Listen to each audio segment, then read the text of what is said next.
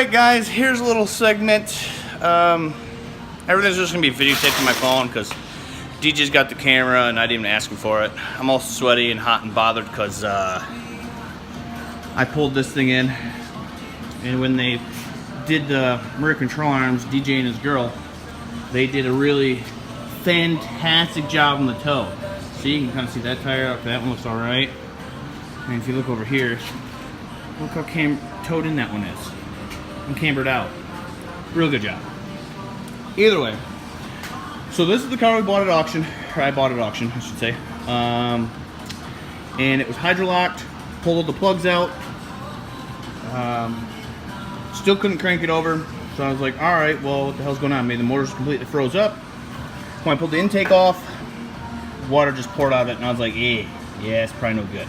So then I put a wrench down there, spun it, and I heard something clink inside the pan, so I'm pretty sure it's got a broken connecting rod.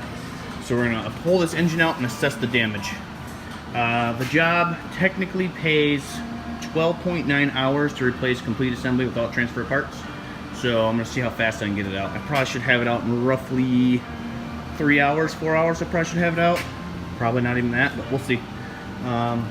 So we're gonna see what this baby's is wrong with it. I'll show you guys the carnage, and then we're gonna reassemble it. Most likely, it's gonna get a sloppy stage 2, most likely, or stage 2 cam.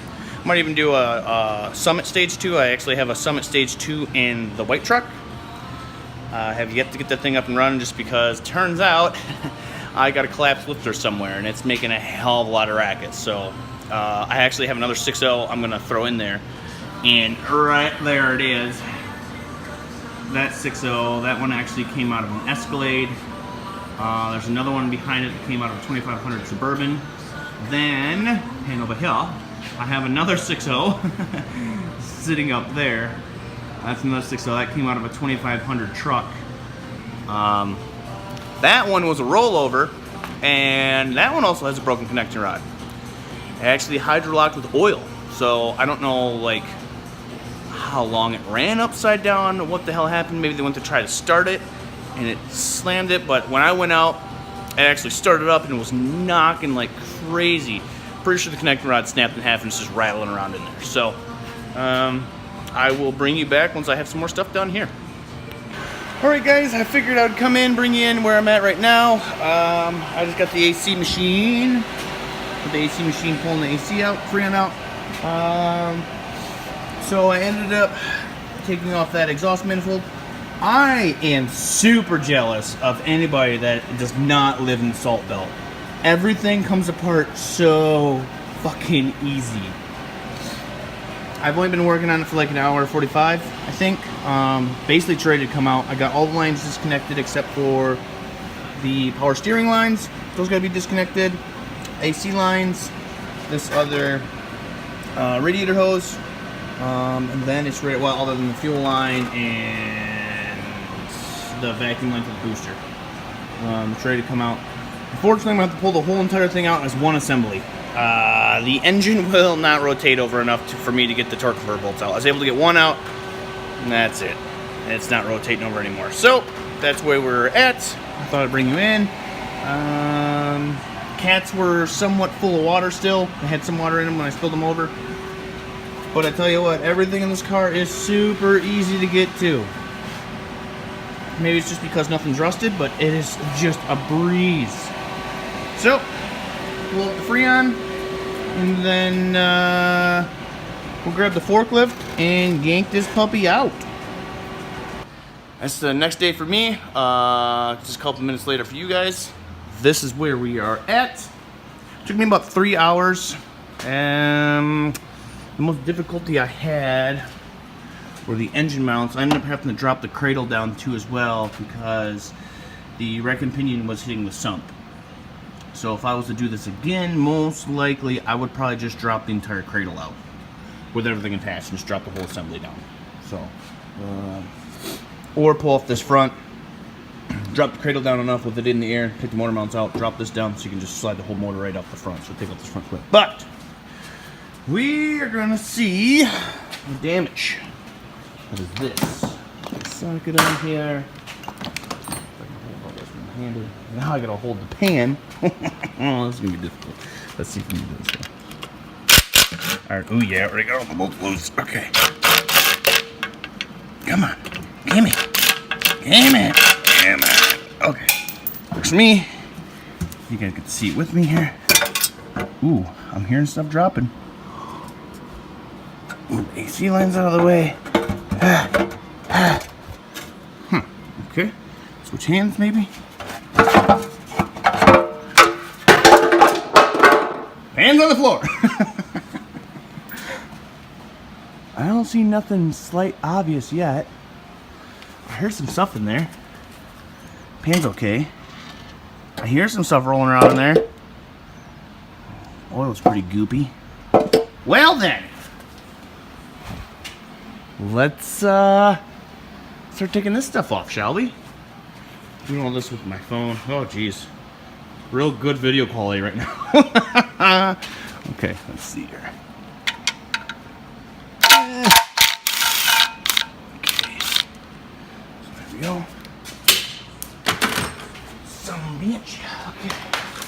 Now, 13, no, 14, 13, 12. There it is. Yes. Okay. So, let's get this thing off here.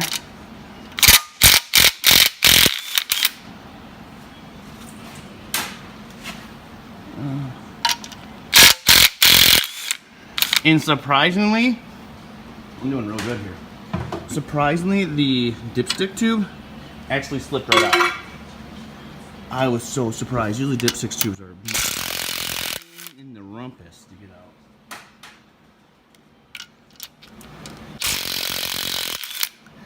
So, might have a savable block. Maybe.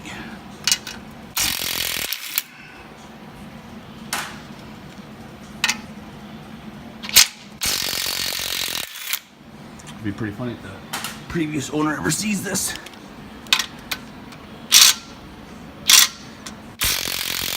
Oh yeah, so I think I mentioned the whole reason I had to pull the engine and trans is because I couldn't rotate the engine over.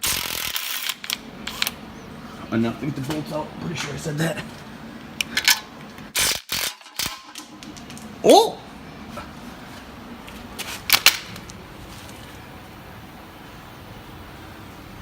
What do you think it is?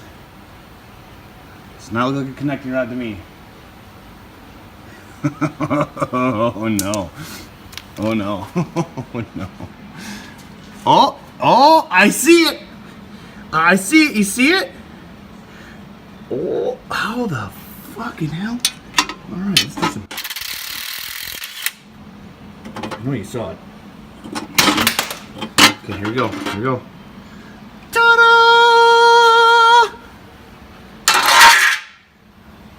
So what the hell is this? Is this piston? That must be piston.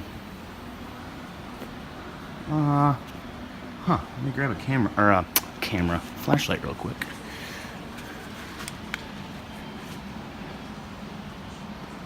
Oh, there it is. Yeah, okay.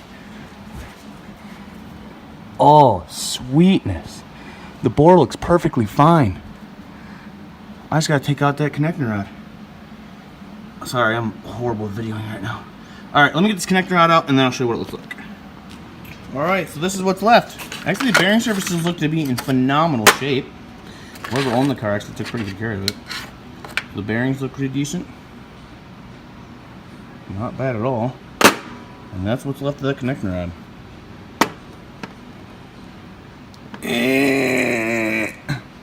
Yep, gave up the ghost. And then the rest of the piston's actually still stuck up in there. I don't know if you'll be able to see it any better now. I'll have to take a look. That looks like scoring on the crank, but there's...